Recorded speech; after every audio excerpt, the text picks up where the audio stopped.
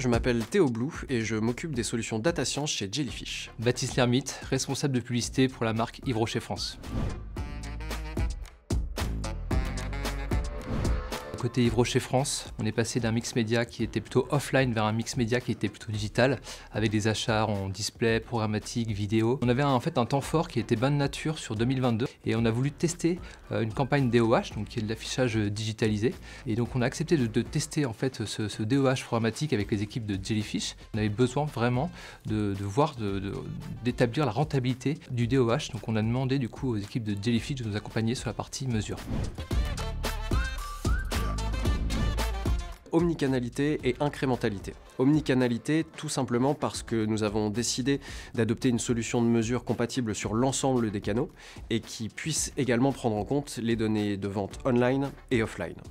L'incrémentalité, puisque nous souhaitons mesurer la réelle valeur ajoutée, la réelle contribution de la campagne publicitaire sur les ventes et les revenus d'Yves Rocher.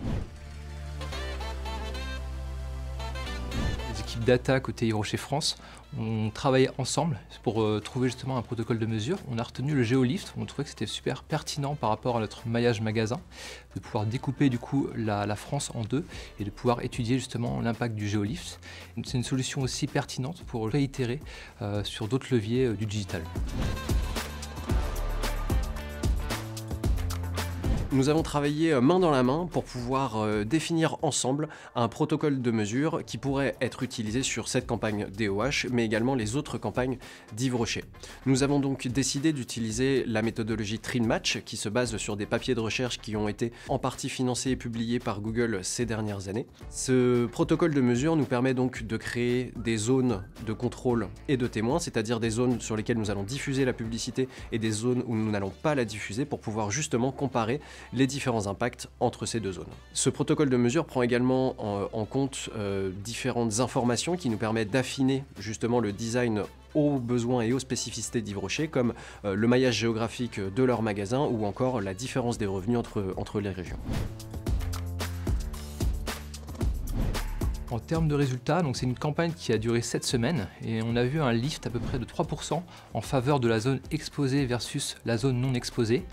Et ce qu'on a vu également, c'est que dans certains environnements, comme par exemple les centres commerciaux versus les centres-villes, on avait un lift qui était plus important. Plus l'écran était proche des magasins, plus le lift était également important.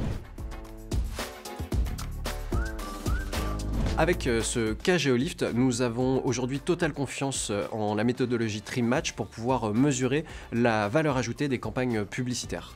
Nous allons donc réutiliser cette approche pour pouvoir comparer différents leviers entre eux et pour pouvoir informer la prise de décision de nos clients.